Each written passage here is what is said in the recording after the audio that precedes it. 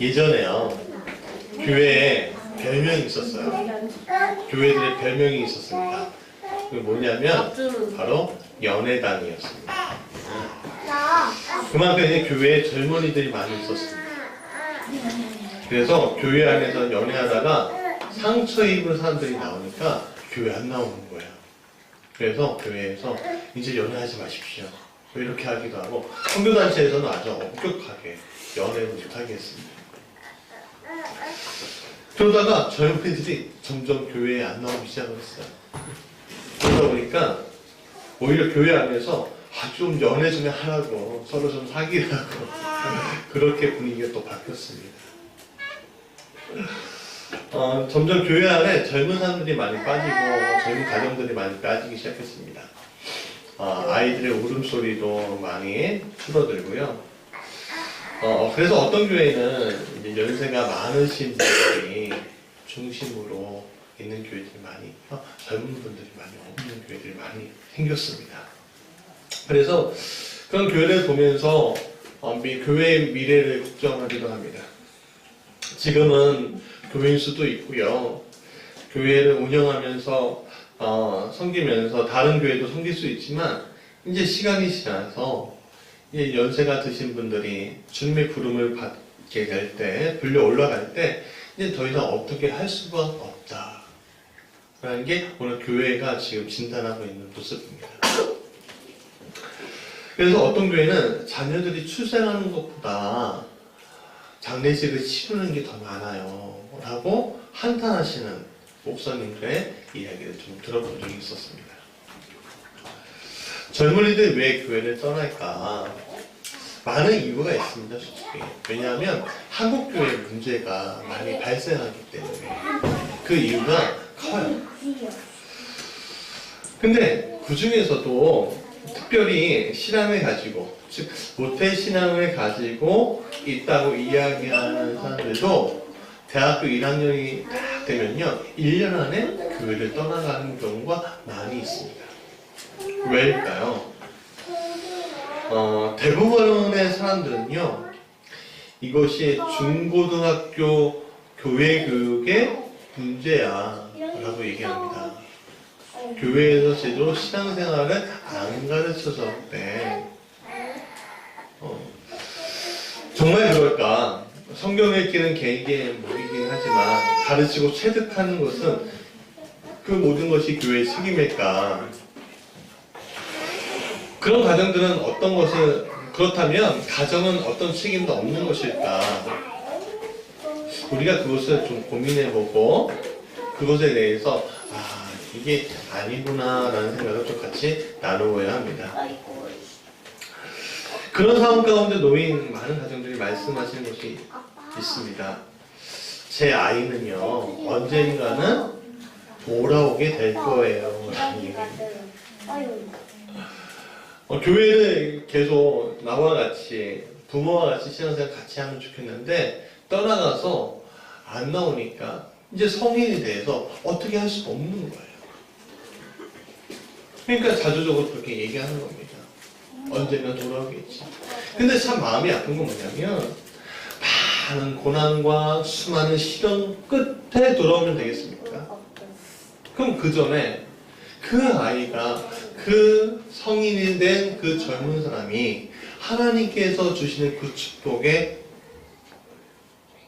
은혜의 시간들을 경험하지 못하고 그냥 세상 가운데 있다가, 그냥 세상 가운데 살다가 그냥 세상에서 온갖 방탕한 일을 하다가 돌아온 탕자처럼 교회에 돌아오거나 가정에 돌아오는 일, 우리의 마음이 참 편할까요?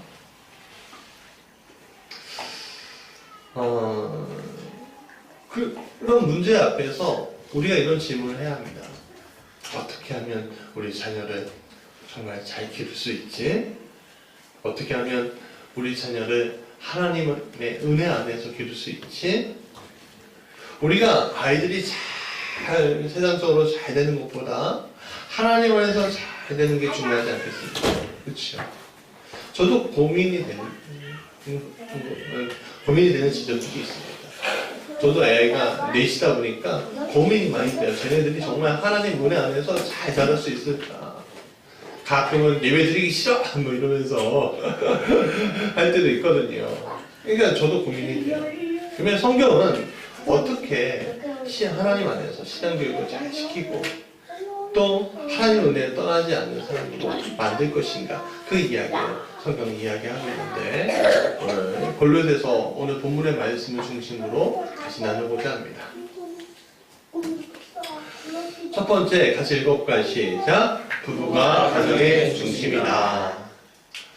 우리 지역은 신도시 지역이죠. 그래서 여기저기서 보니까 타워 크레인 있잖아요. 예. 이 타워 크레인들이 여기저기 서 있는 것을 보게 됩니다. 아파트를 짓는 데 사용되어지는 것을 보게 되는데, 저는요, 그게 되게 신기하더라고요. 왜 신기하냐면, 어떻게 긴 다리를 가지고, 어떻게 균형을 잡고, 어떻게 물건을 나눌 것인가. 아니, 한 층 한 층 어떻게 올라가지? 궁금해서 인터넷에서 좀 찾아봤어요. 그랬더니, 중요한 사실 두 가지를 발견했습니다. 첫 번째는 뭐냐면, 기초였습니다. 이 타워 크레인을 하기 위해서 2m가 넘는 콘크리트를 뭐라고 하죠? 타설하더라고요. 그리고 거기를 매다는 겁니다. 기초를 단단히 세우는 거죠. 그 기초를 세운 것 통해서 한 층 올라갔다가 이거죠. 두 번째 놀라운 것을 봤는데 뭐였냐면, 이 타워 크레인 한 층 올라가는 게 비행으로 돼 있었고, 그 네모칸은 하나씩 올리는 거예요. 끼는 거예요. 근데 보니까 그거 하나 낄 때마다 1시간이 걸린다는 거예요. 왜 그러냐면, 균형을 맞추기 위해서, 그 균형을 맞추기 위해서 천천히 조심스레 그것을 끼는 거죠. 그래서 깨달았습니다. 저 타워 크레인이 제 역할을 하기 위해서는 기초가 중요하구나. 저 타워 크레인이 자기의 역할을 하기 위해서는 균형이 중요하구나. 이 두 가지를 알게 되더라고요. 그런데 오늘 제가 느끼는 것 중에 하나가 뭐냐면, 가정도 좋다는 거예요. 가정도 괜찮아요. 네. 오늘은 어린이 주일. 괜찮아. 나 심심하면 떠들어도 돼? 괜찮아. 그러니까 근데 가정도 마찬가지라는 거죠. 가정의 기초가 올바르게 만들어져야 중심도 잡히고, 중심이 잡혀야 아름다운 가정이 된다는 겁니다. 만약에 기초가 없이 크레인만 사용한다면 결국에는 무너지고 말 것입니다. 중심이 안 돼 있으면 그렇게 되는 겁니다. 기초가 안 돼 있으면 그렇게 되는 겁니다. 다 무너지게 돼 있다는 겁니다. 그렇다면 이 중심을 잡고 또 기초를 세우는 그 출발점은 어디에 되냐? 바로 부부라는 거죠. 부부의 사랑을 통해서 자녀가 태어나게 하고, 그러면서 가정이 완성이 되는 거죠. 이것이 확실하게 되어야지만 가정이 무너지지 않는 겁니다. 만약에 부부의 사랑이 자녀에게로 옮겨질 때는 그 가정이 휘청거릴 수가 있어요. 자녀가 중요하지 않다고 얘기하는 것이 아닙니다. 부부의 사랑이 기초가 될 때 자녀들은요, 안정감을 가지고 가정에 대해 애착을 가지게 된다는 것을 이야기하고 있는 겁니다. 그래서 서로 귀하게 여기고 귀하게 생각해야지만 가정이 안정이 된다는 거예요. 많이 완화되긴 했지만 자녀들의 교육 문제 때문에 많은 부부가 떨어져 살기도 했습니다. 자녀들에 대해서 너무 우리가 집착하는 경우들이 있어요. 좋은 대학에 들어가면 좋은 사람이 된다는 환상 속에서 우리가 살고 있는지도 모릅니다. 기계가 고장났대서. 그런데 부부가 멀리 있다 보니까 또 직장 때문에 멀리 있다 보니까 남편은 더 외롭고 힘들어서 탈선하게 되고 멀리 떨어져 있는 아내들도 마찬가지인 경우들이 많습니다. 또 자녀들도 그것으로 인해서 고통당하는 경우들도 많이 있죠. 이 동상이몽이라는 프로그램은 있는데 이 정대세라는 축구 선수가 있습니다. 이 축구 선수가 이번에 프로그램을 하차하면서 본업인 축구에 대해서 더 집중하기 위해서 하차한다고 얘기를 하더라고요. 그래서 소감을 말했는데 이렇게 얘기하더라고요. 결혼관에 변화가 생겼어요. 맨 처음에 생각하기에 결혼은 무덤이다 라고 생각했는데 이 프로그램을 통해서 결혼관에 변화가 있었습니다. 아내 명세현 씨한테 고마움을 전합니다. 이렇게 얘기하더라고요. 그러니까 사람은요, 뭐 혼자 또 뭐 여러 가지 환경 속에서 외롭게 살라고 있는 것이 아닙니다. 우리 창세기 2장 18절 같이 읽어볼까요? 시작. 여호와 하나님이 이르시되 사람이 혼자 사는 것이 좋지 아니하니 내가 그를 위하여 공동묘비를 지으려 하시니라. 사람은 혼자 살게 되어 있는 것이 아니라 같이 살게 되어 있어요. 그래서 가정에서 부부는 모든 것의 기본이고 모든 것의 중심이 되어야 합니다.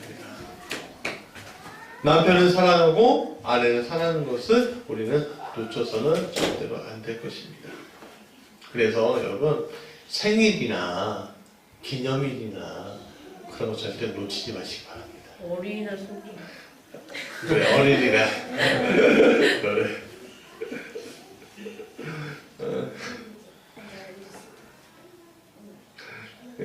새 배필이 아프면 내 생일에도 알았어. 그래, 잘 챙겨줄게, 찬아. 우리 배필이 아프면 나도 아프고요. 내 배필이 즐거우면 내가 즐거워진다는 것을 우리가 알아야 합니다. 자녀의 즐거움이 내 즐거움이 될 수 있지만 먼저는 내 배필의 즐거움이 내 즐거움이 돼야 할 줄 믿습니다. 두 번째 같이 읽어볼까요? 시작. 가정에는 질서가 있어야 합니다. 가정을 가정되게 하는 것은요, 부부 사랑이 먼저예요. 부부 중심의 가정이 되어야 하고, 그 부부 중심의 가정이 되면요, 자녀들은요, 부모를 공경해야 되고, 또 순종해야 하고, 부모는 자녀들을 주 안에서 양육하고 사랑해야 한다고 성경은 말합니다. 그래서 가정은요, 세 가지 요소가 있어요. 맨 처음 뭡니까? 바로 부부라는 거예요. 두 번째 뭔지 아십니까? 바로 부모예요. 부모가 다음에 뭐였죠? 자녀예요. 그러니까 이 세 가지 요소가 있어야지 아름다운 가정이 될 수가 있는 겁니다. 물론 요 근래 어떤 자녀들이 없는 경우도 있죠. 그렇지만 부부가는 기본적으로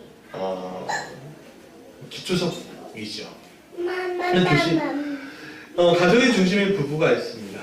부부가 서로 사랑하며 행복해야 하죠. 자녀는 부모는 경경해야 합니다. 부모는 사랑으로 자녀를 양육해야 하죠. 이것이 가정의 체계를 유지하는 질서입니다. 그런데 여기 이 질서 안에 한 가지 요소가 필요합니다. 그게 뭐냐면 사랑이라는 요소예요. 질서를 잡을 때 모든 것을 사랑으로 해야 한다는 것은요, 바로 기독교 세계관의 본질입니다. 하나님은 질서의 하나님이시죠. 그래서 이 창조의 이 모든 세계를 하나님은요, 무질서하게 만든 것이 아니라 질서 있게 만드셨어요. 근데 거기에는 단서 조항이 하나 있었습니다. 뭐냐면 바로 사랑이라는 거예요. 사랑이 모든 것을 덮는 거예요. 사랑이 있어야지 질서가 완성이 되는 겁니다. 그러면 사랑은 어떻게 생기나요? 이유가 있어서 사랑합니까? 그렇지 않습니다. 이유가 많아지면요, 오히려 사랑하지 않는 겁니다. 사랑은요, 마음 안에서 꿈틀대는 거예요. 무엇인가? 배우자를 만날 때도, 자녀가 나올 때도 내 마음속에 꿈틀대는 무엇인가가 생기는 거예요. 그것이 바로 사랑이라는 단어를 쓰는 거죠.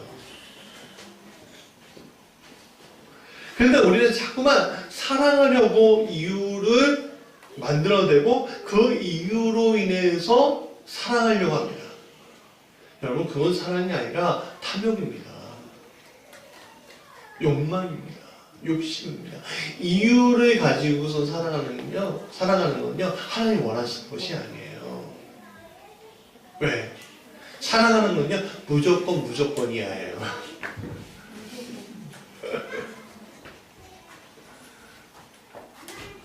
근데 이유를 만들어내고 그 이유로 살아가려니까 오히려 더 힘들어지고 오히려 더 어려워지는 거예요. 그렇기 때문에 오늘 우리가 회복해야 할 것은요, 사랑을 위한 이유가 아니라요, 사랑의 감정을 다시 회복하는 거예요. 그럼 사랑의 감정은 어디서 오는가요? 멀리서 이렇게 찾아오는 겁니까? 사랑의 감정은? 그렇지 않습니다. 사랑의 감정은요, 서로를 존중해 줄 때 나타나는 감정이에요. 아이가 아파요. 아이가 다쳤어요. 그러면 사랑하는 마음이 있으면 내가 지금 어떤 일을 하더라도 그걸 즉시 중단하고 오는 게 사랑 아니겠습니까? 그냥 멀뚱멀뚱하게 보고 멀뚱멀뚱하게 지켜보는 게 사랑의 감정 아닐 거예요. 모든 것을 쏟아서 내 아이를 보호하고 내 아이를 치료해 주는 것이 바로 부모의 감정이라는 거예요. 사랑의 감정. 배우자도 마찬가지입니다. 배우자가 너무너무 힘들고 아파했는데 돈 벌려고, 아니면 자기의 어떤 목적을 위해서 그것을 매진한다면 내가 사랑하는 그 배우자가 얼마나 많이 힘들겠습니까? 그 사랑의 감정이 아니에요. 서로 존중해주고 그 역할에 대해서 이해함으로 다가갈 때 부부의 질서도 생기는 것이고, 그 질서 안에 사랑이 꿈틀꿈틀 되고 결국에는 우리 그걸 뭐라고 얘기할 수 있냐면 행복하다라고 얘기할 수 있는 겁니다. 그래서 행복은 돈이 아니라 가정에서보다 또 그 중심에 부부에서 시작이 돼야지 행복할 수 있는 겁니다. 유진 피터스 목사님이 더 메시지라는 성경을 썼죠. 그 오늘 본문의 말씀을 이렇게 해석하는데 한번 같이 해볼까요? 시작. 아내 여러분, 남편에게 순종함으로 남편을 이해하고 지지해 주십시오. 그것이 주님을 영화롭게 하는 일입니다. 남편 여러분, 전심으로 아내를 사랑하십시오. 아내를 속이지 마십시오. 자녀 여러분, 부모가 여러분에게 하는 말을 따르십시오. 그것은 주님을 한없이 기쁘게 해드릴 일입니다. 부모 여러분, 여러분의 자녀를 너무 호되게 꾸짖지 마십시오. 그들의 길을 꺾지 않도록 하십시오. 성경은 아내들에게 먼저 남편을 존중하고 이해하며 지지해 주라고 말씀하고 있습니다. 여자와 남자가 다른 점이 되게 많아요. 근데 대부분 남자들이 여자들의 말주변을 이기는 법이 없어요. 저도 그러니까. 특히 가정에서 그렇습니다. 남편이 그냥 말 한마디 하면 이렇게 타박이 들어와요. 당신 뭘 알아? 가정살림에 대해서 뭘 알아? 맨날 늦게 들어오는 주제에 아이에 대해서 뭘 알아? 이렇게 얘기해요. 저도 많이 아파요. 타박적인 십상이죠. 그렇게 될 때 남편들은 가정에서 서기가 매우 어려워집니다. 왜냐하면 남편들은요, 물론 요즘에 맞벌이 하기 때문에 똑같죠. 남편도 그렇고, 아내도 그렇고. 근데 중심이 되는 이 남편들은 이 세상에 나가서 온갖 어려움 속에서 책임을 다 지고 왔다가 긴장도 풀지 못하고 집안에서 있으면요, 결국에는 자기 자신을 죽이는 결과가 되는 거예요. 자신의 해소될 곳을 찾지 못한다는 거예요, 남편들이. 그래서 자녀에게 위로받고 싶고 내 아내한테 매우 위로받고 싶은데 이게 안 되는 거예요. 그러니까는 그냥 밖으로 나갈게 하고서 나가버리는 경우도 많습니까? 또 어떤 사람들은 술로, 어떤 사람은 담배로 자기 몸을 해치는 일로, 정신적으로도 자기 몸을 해치는 것으로 자기는 연약한 부분을 채우려고 하는 거죠. 남편은 조금 논리적이지 않을 수 있습니다. 그러나 받아주고 가정을 같이 이끌어가는 주체로 아내들이 남편을 세워준다면 남편에게 있어서 가정은요, 들어오고 싶은 곳이고 사랑받는 곳이라고 생각하게 되고 일찍 들어오겠죠. 성경은 또 남편들에게 아내를 사랑하라고 이야기했습니다. 마음을 다해 사랑하는 모습은 뭘까? 우리가 좀 이야기해 볼 수 있는데, 사랑이라는 것은요, 꼭 육체적인 것을 이야기하는 것이 아닙니다. 성경에서 말하는 사랑은요, 마음을 나누는 것을 이야기합니다. 상대방의 이야기를 들어주고 상대방의 성품을 맞춰주는 일을 말합니다. 남자들은요, 대부분 목표지향적이에요. 그러다 보면 그 여성들이 가지고 있는 그 감정선을 놓치게 되는 경우들이 많아요. 이 감정선의 문제 때문에 문제 때문에 서로 싸우고 아파하죠. 메투엘리가 성경이 이렇게 해석한 게 있었어요.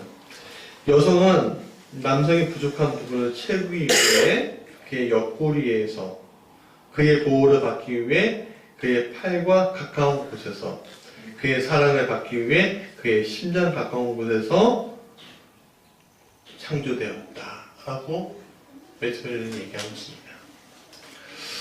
오늘 우리 부부가 서로에 대해서 이해하고 존중할 때 서로를 사랑하게 되죠. 여러분은 어떠십니까? 서로 존중하고 사랑하고 계십니까? 저희 가정보다 더 사랑하는 건 좀 있습니다. 여러분, 우리는 정으로 살아가는 인생이 아니라 사랑으로 살아가는 인생인 줄 믿습니다. 정 때문에 부부가 된 것이 아니라 사랑 때문에 부부가 된 줄 믿습니다. 우리 가족한테, 옆에 있는 가족들한테 얘기하죠. 사랑합니다.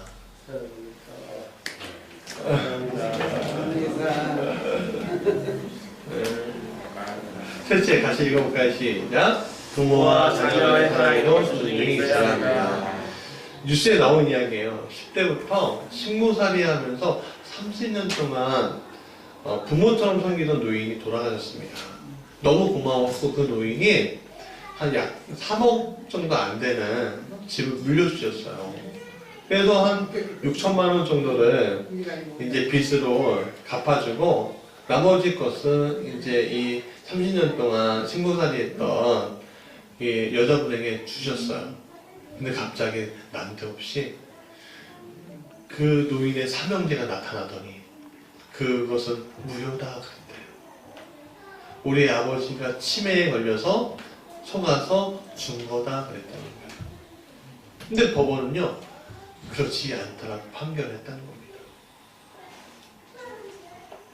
부모가 아플 때는 나 몰라라 하고서 제사를 받으시기가 되니까 하이에나처럼 뜯으려고 하는 애들이 얼마나 많이 있습니까? 어쩌면 저도 그런 사람 중에 하나인지 몰라요. 그래서 날마다 괴롭고 날마다 마음이 아프고 미안합니다. 부모한테. 성경은 부모에 대한 이야기를 합니다. 그리고 자녀들에게 순종하라고 얘기합니다. 순종. 순종이 뭐죠? 마음을 다해서 말씀을 따르는 게 순종이죠. 부모의 사랑은 계속되는데 참 이상하죠? 자녀들은 부모에 대한 사랑이 계속되지 않아요. 이상하죠? 왜? 사랑의 대상이 바뀌어요. 그죠? 배우자, 또 자녀, 그렇게 바뀝니다. 그래서 사랑은요, 무슨 사랑이라고요? 내린 사랑이라고 얘기해요. 근데 그렇게 하니까 어떤 일이 일어나냐면 요즘에 참 마음이 안타까운 게 뭐냐면 부모가 아니라 물주예요. 저도 미안한 감정들이 있어요. 나이 40이 돼서 어쩔 때는 손을 벌려야 돼요. 성김의 대상이 되는 게 아니라 내 인생에 어떤 보탬이 되는 어떤 대상으로만 보는 경우들이 우리에게 있다는 거예요. 그렇게 되는 것을 보면서 사람들은 이야기합니다. 이제 사회가 그렇게 변해서 그래. 사회 탓이야. 교육이 문제야. 뭐 등등 얘기하지만 근데 가장 중요한 거는 오늘 그 문제를 일으킨 것은 부모인 내 문제라는 거예요. 신명기 21장 18절에 보면 부모의 말을 전혀 안 듣고 방탕하고 패륜적인 행동을 하는 사람에게 벌을 내리는데 어떻게 벌을 내린 줄 아세요?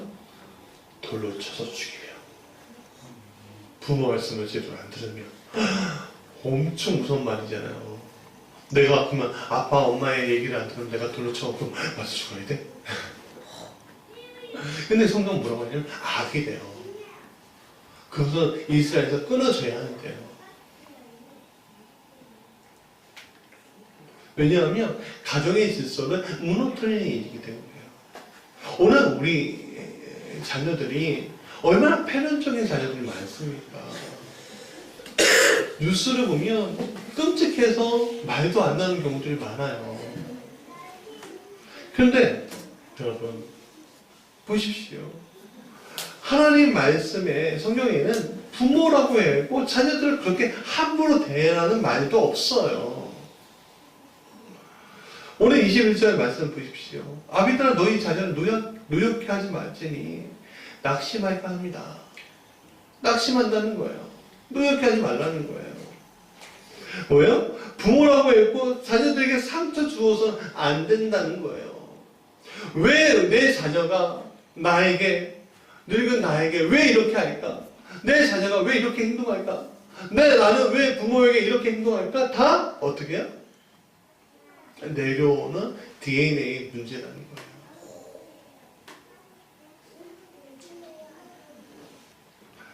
성장했는데도 나는 왜 이러지? 그 이유를 알지 못한 채 그 상처를 취하지 못해서 다른 사람에게 상처 주고 결혼해서는 자기 배우자에게 상처 주고 또 자녀를 낳아서는 자녀에게 상처 주는 일들이 얼마나 많이 있습니까? 또 때로는 아주 자녀에 대해서 병적인 집착과 편애와 그것 때문에 힘든 경우들이 많아요. 제 가까운 친척 중에 한 분이 그래요. 남편이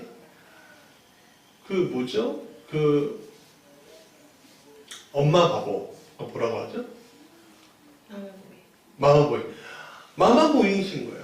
목사님인데. 그래갖고 아이가 좀 너무 심한 거야. 조금 심한 거 말고 너무 심한 거 있잖아요. 너무 심한 거. 마마보이인 거야.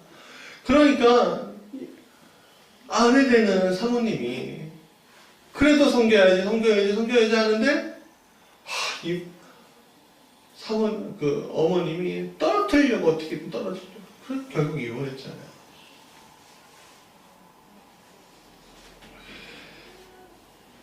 이런 사랑은요, 이 잘못된 사랑이죠.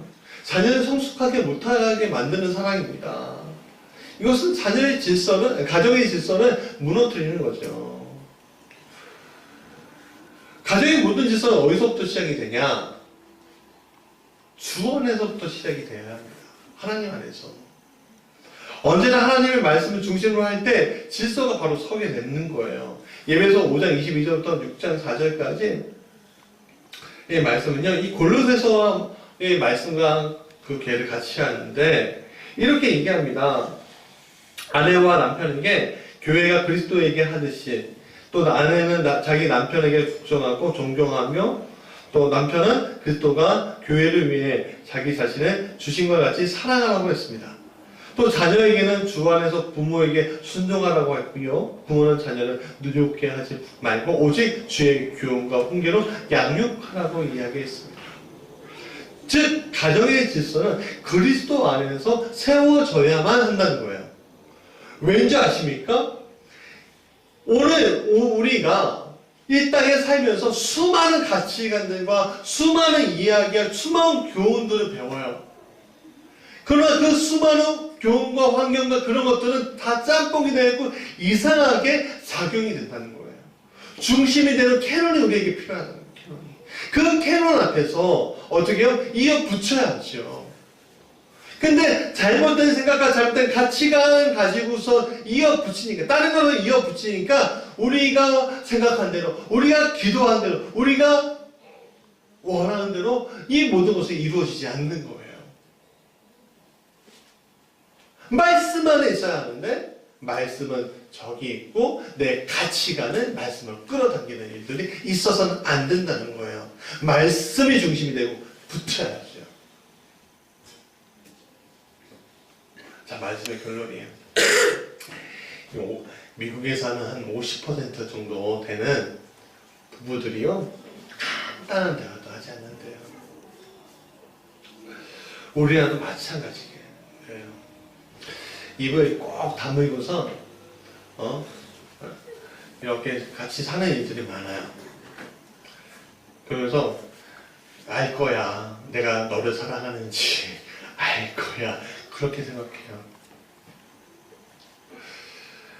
근데 뭐 알긴 뭘 알아요. 말을 해야지 알지. 그렇지 않습니까? 근데 요즘에는 또 그 한 단계 더 갔대. 뭐냐면 사랑의 표현을 한대. 뭘로 하는지 아세요? 요즘에? 카톡으로. 말로 여보 나는 너 당신 사랑해 라고 얘기하는 게 아니라 카톡으로 사랑해 그런대요. 근데 실제로 만나면은 대화를 안 한대. 왜 대화를 안 하죠? 대화를 안 하기 시작하니까 공통의 관심사가 사라지는 거예요. 참. 영국의 정치가 이제 소설가 디즈 레일리가 이렇게 얘기했대요. 이 내용인데, 말이 없는 남편은 가장 사나운 아내를 만든다라고 얘기한대요.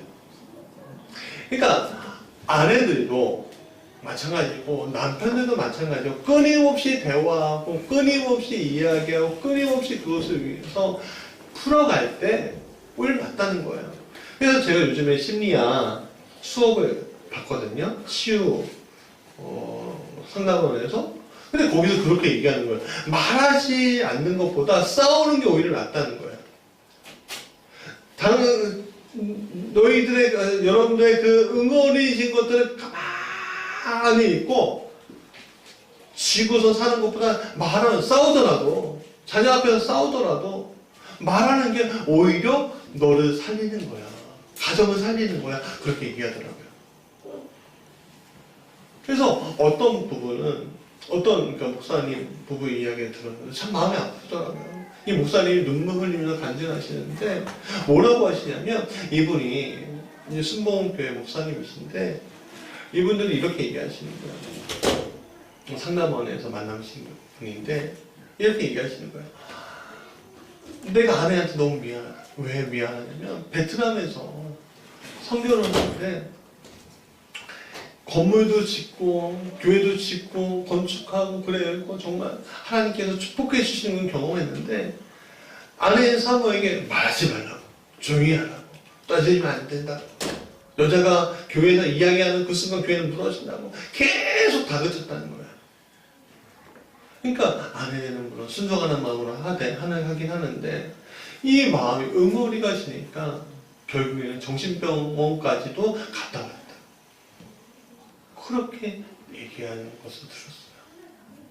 그래서 치유상담원에서 많이 치료가 되고 회복이 됐다고 이야기하는데, 네, 도래교회 아시죠? 은퇴하신 것 같은데 김진호 목사님의 일화인데요. 한 번은요, 이 목사님에게 한 청년이 찾아왔대요. 미국에서 이민 목회를 하는 목사님의 아들인데 그의 아버지가 너무 바쁘셨다는 거예요. 그래서 이 아들이 아버지의 사랑에 대해서 굉장히 목말라하다가 그 목마름을 해결할 방법이 없으니까 신앙도 안 되고 그러니까 뭐야? 마약에 손댔대요. 미국은 마약의 천국이잖아요. 그리고 중독이 되었답니다. 그것을 치료하기 위해서 이 둘의 교회 김진호 목사님한테 갔다는데 한참 대화를 나누다가 깨달은 바가 생겼어요. 그래서 이제 집에 가고 숙제를 하고 있는 아들을 불렀답니다. 그래서 아들아 이리 와봐 그랬대요. 근데 갑자기 아들이 아버지가 부르시니까 이게 어리둥절하는 거죠. 그래서 이제 숙제한다고 얘기하니까 아버지가 아니야 대화를 해야 돼. 우리는 숙제는 중요한 게 아니야. 자, 저 친구 있잖아. 대화를 안 해서 마약까지 손댔대. 내가 너하고 대화를 해야 되겠어. 대화하자. 그러니까 그 아들이 뭐라고 그냥 대화하죠 뭐 그랬대요. 그러니까 대화하자라고 이걸 쭉 쳐다보니까 막상 할 말이 없는 거예요. 그랬더니 김지호 목사님이 한마디 딱 던졌대요. 밥 먹었나? 그랬더니 왜? 예, 먹었어요. 그러니까 그 다음도 할 말이 없는 거예요. 이게 왜 그러냐? 대화를 해본 사람만이 할 수 있는 거잖아요. 그러니까 오늘 우리가 아름다운 가정을 위해서 어떻게 해요? 균형 잡히고 기초가 단단하게 서 있는 가정을 위해서 우리가 어떻게 합니까? 어떤 대화든 하는 거예요. 어떤 대화든. 근데 어떻게 해야 돼요? 하나님의 말씀이 중심이 돼서 내 여러 가지의 어떤 가치관들을 다 여기서 묶어내고 나서 그런 다음에 좀 우리 아이들과 무슨 공부 이야기, 꿈 이야기, 뭐 학원 이야기, 대학 이야기 그런 거 하지 말고 우리가 그냥 너 오늘 자전거 같이 탈래? 그 자전거 타고 어디까지 갔다 올까? 뭐 그런 이야기들, 일상의 그런 대화들 통해서 어떻게 해요?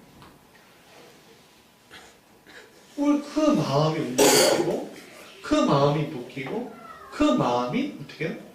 사랑에 꿈틀대니까 질서가 회복되고 그래서 정말 하나님이 원하시고 하나님 기뻐하시는 가정이 이루어지는 것을 우리가 바라보게 돼야 합니다. 그렇게 돼야 되죠. 교회도 마찬가지죠. 교회도 뭐 여러 가지 제가 좀 너무 격의가 없어 좀 문제긴 한데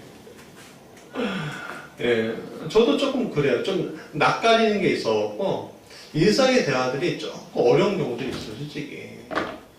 그래서 우리 아내가 좀 많이 그것을 잘 해주는데 그러니까 그럼에도 불구하고 사랑한다면 그냥 별거 아닌 것도 이야기하면서 같이 나누고 말씀 안에서 같이 위로해주고 같이 사랑해주고 같이 그 질서를 회복할 때 교회도 그렇고 가정도 그렇고 내 삶도 질서를 회복하고 하나님 주신 그 축복을 마음으로 경험할 수 있습니다.